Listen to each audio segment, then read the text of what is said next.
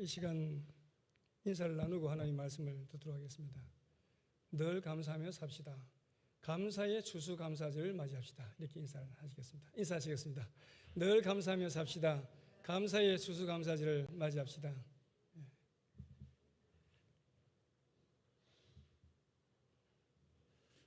여러분, 감사하다를 영어로 thank라고 하지 않습니까? thank you. 이 thank는 think라고 하는 말과 대단히 유사한 것입니다. 그러니까 왜 이렇게 think와 thank가 이렇게 가깝게 이렇게 연결되느냐?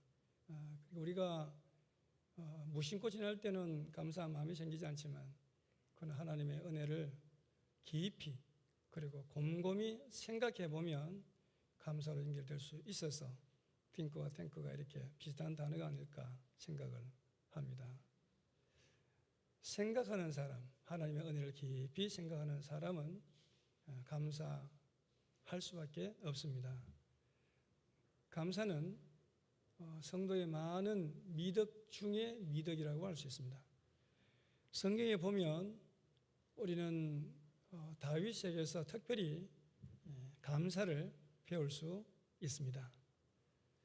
다윗은 지나온 날들을 곰곰이 생각을 해보니 하나님께 너무 감사했습니다. 그래서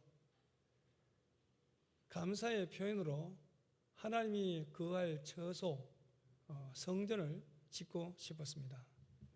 2절 말씀에 보면 다윗의 이런 말씀이 잘 표현되어 있습니다. 거기 보시면 왕이 선지자 나단에게 이르되 볼지어다 나는 백향목 궁에 살거늘 하나님의 궤는 휘장 가운데에 있도다. 그렇게 말씀하고 있습니다. 자신이 이스라엘의 왕이 된 것도 다 하나님의 은혜인데 자신은 왕궁에서 편안한 생활을 하고 있는데 하나님의 궤는 보잘것없어 보이는 휘장 가운데 방치되어 있는 것 같았기에 다윗은 하나님께 너무 죄송스러웠던 것입니다. 그래서 성전을 짓고자 했습니다. 다윗은 받은 바 은혜를 생각하니 감사할 수밖에 없었습니다. 영신가족 여러분, 다윗처럼 한 나라의 왕이 되고 나서야 그것에 만족해서 감사하게 되는 것이겠습니까? 그렇지 않다고 생각합니다. 그렇다면 어떤 사람이 하나님께 감사할 수 있을까 하는 것입니다.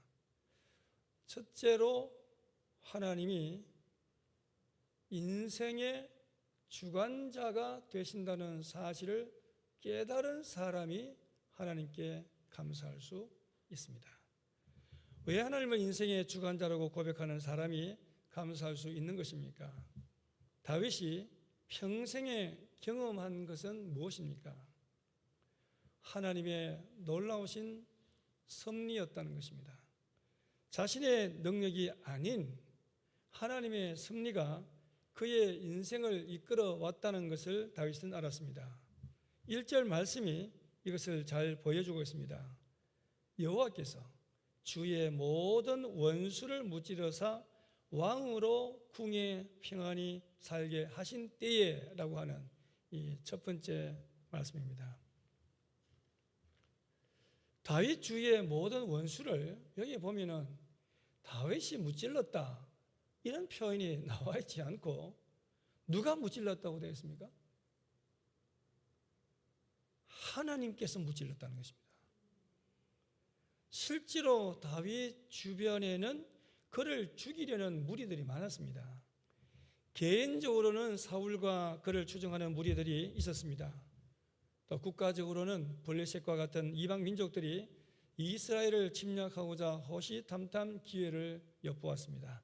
그러나 다윗은 모든 위협적인 존재로부터 구원받을 수 있었다는 것입니다. 다윗이 그 수많은 역경을 통해서 깨닫게 된 사실이 무엇이겠습니까? 그것은 인생이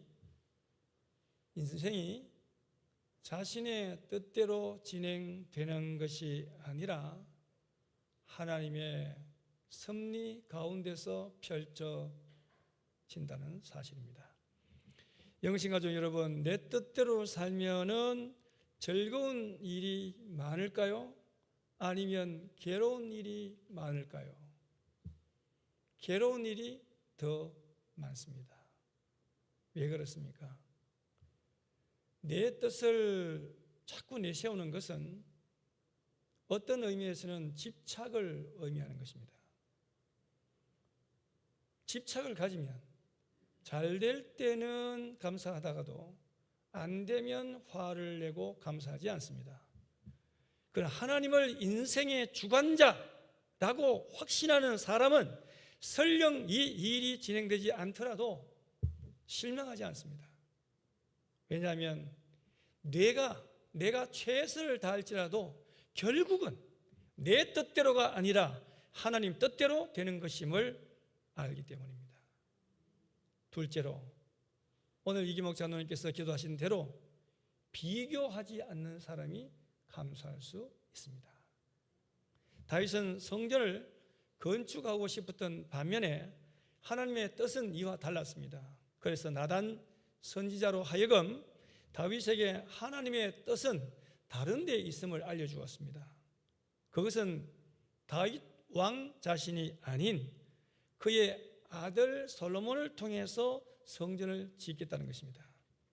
저는 이때 다윗의 심정이 어땠을까 궁금합니다. 혹시 그 마음에 아들에 대한 시기심 혹은 부러움 같은 것을 느끼지 않았을까 모르겠습니다.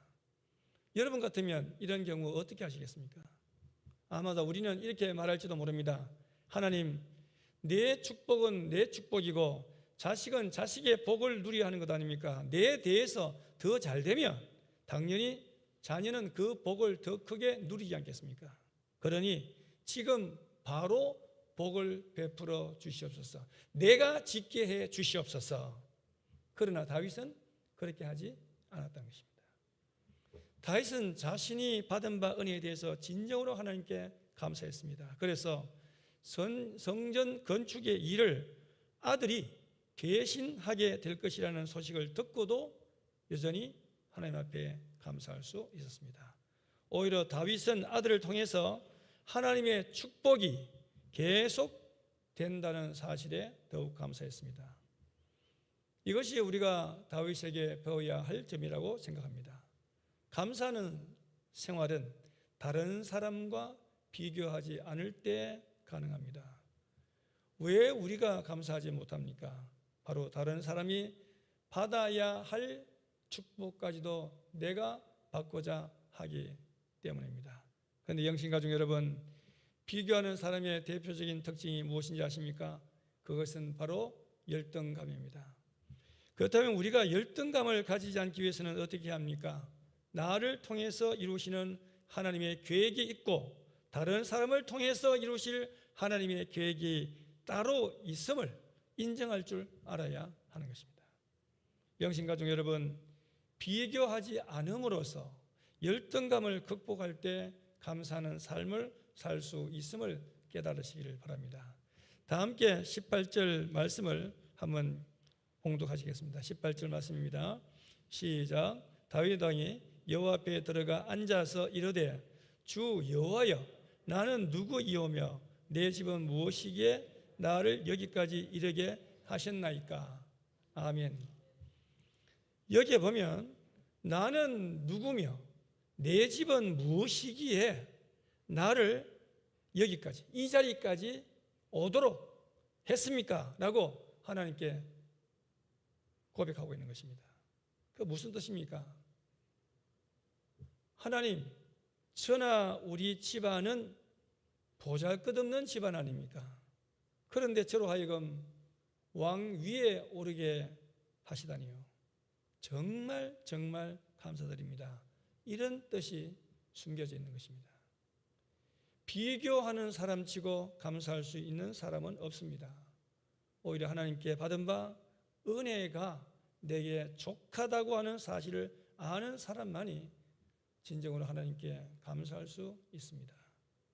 끝으로 감사에 대해서 훈련받은 사람이 감사할 수 있습니다. 이 감사도 훈련해야 되는 것입니다.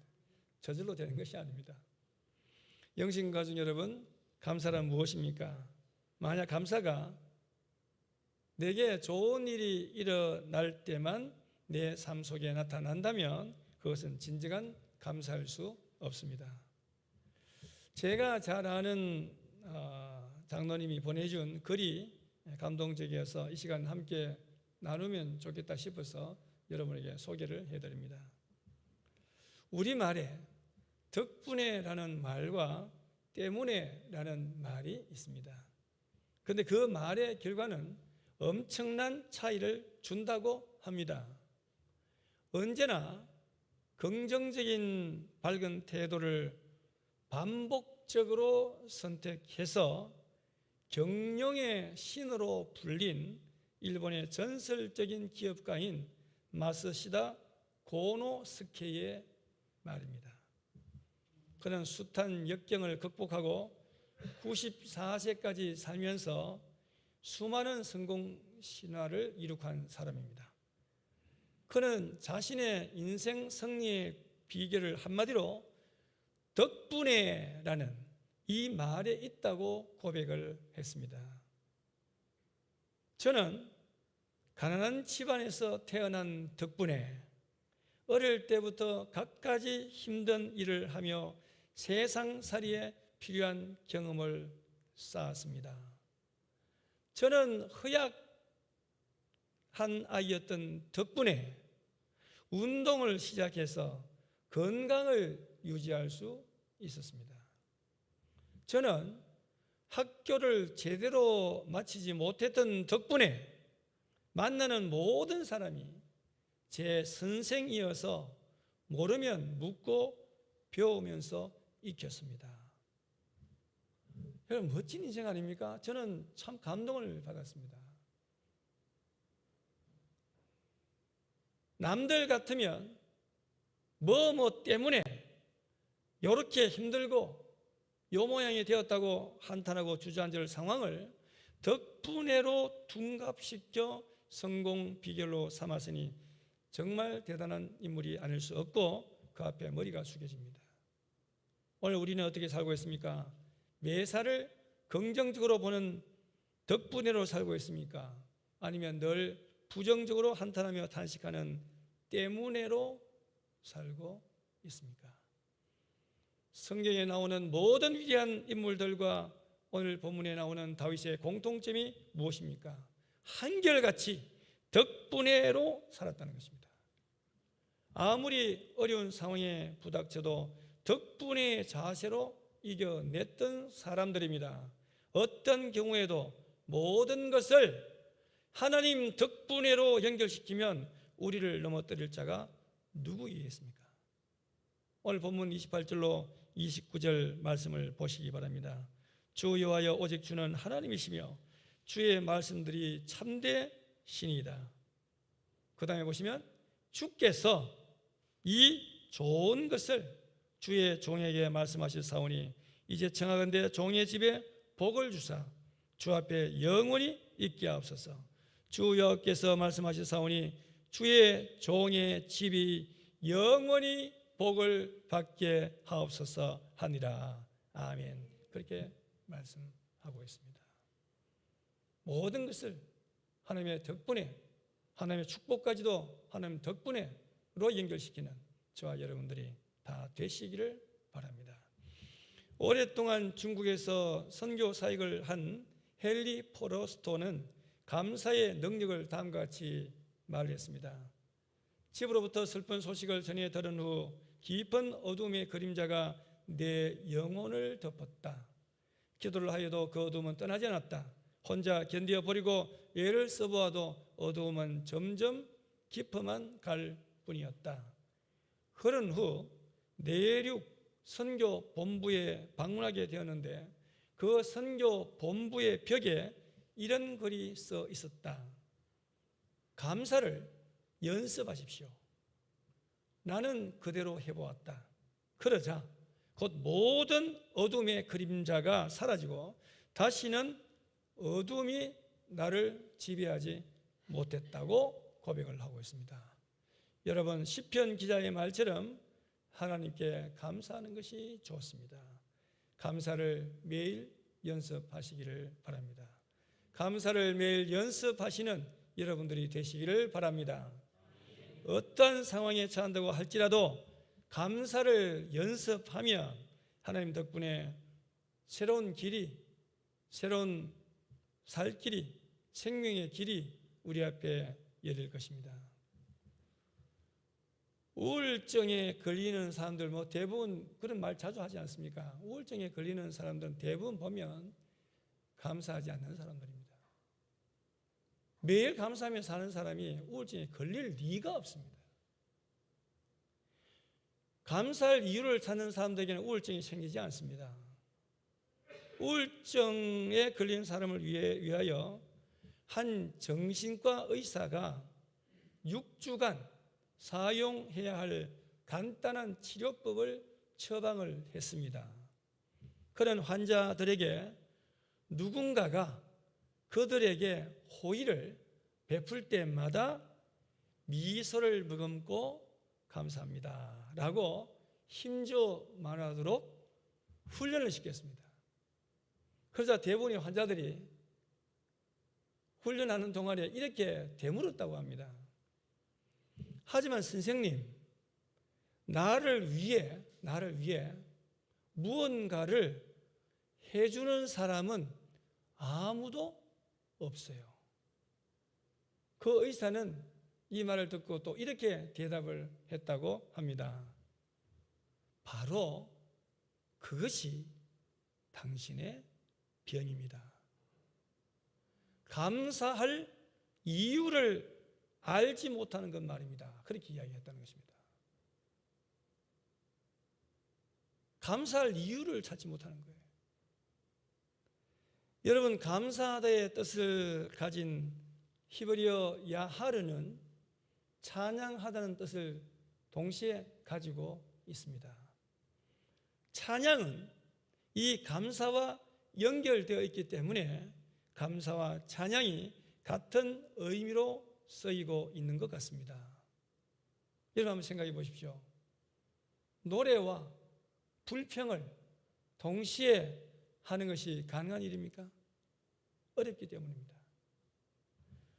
탈무드에도 이런 말이 나옵니다.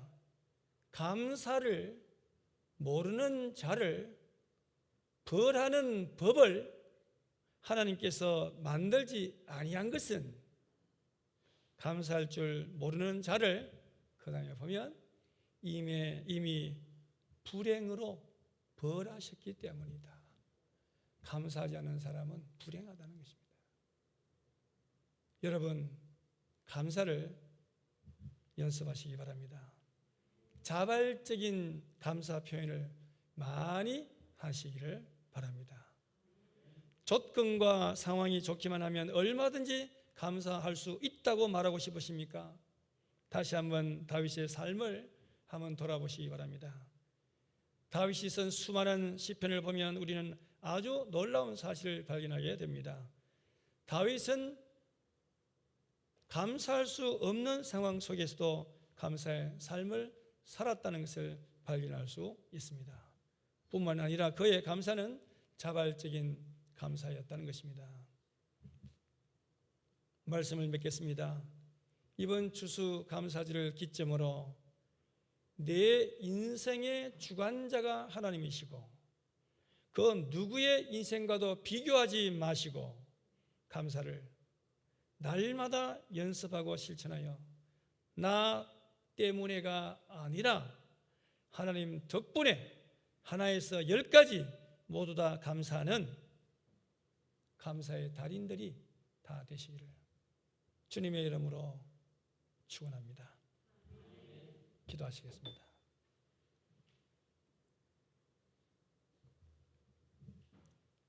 (2024년) 추수감사절을 맞이하여 오곡백과와 채소를 주시고 풍성한 소출을 거두게 하심을 감사드립니다.